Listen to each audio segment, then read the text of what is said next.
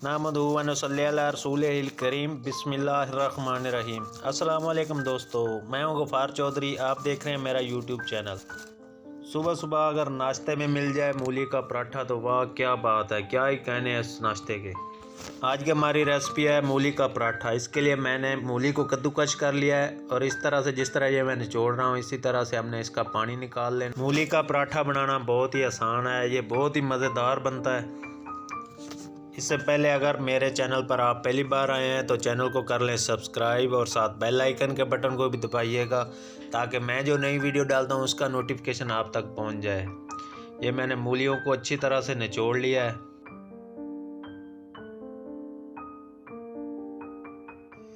अब मूलियों को किसी बर्तन में डाल के इसमें सुरख मिर्च और नमक मिला के अच्छी तरह से हल कर लें।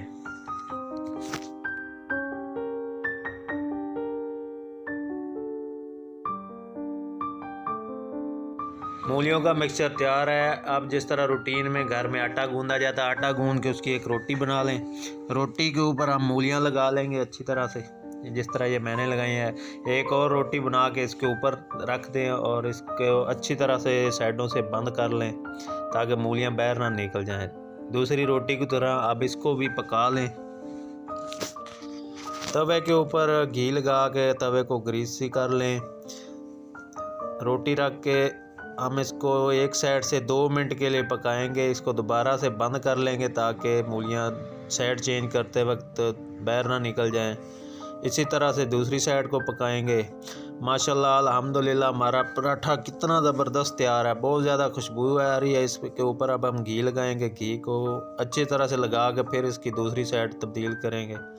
अल्हम्दुलिल्लाह अल्हम्दुलिल्लाह माशाल्लाह हमारा पराठा बहुत ही ज़बरदस्त तैयार हो चुका है। माशाल्लाह अल्लाह के शान है। ये देखें कितनी अच्छी खुशबू है, कितनी अच्छी लुक आई है।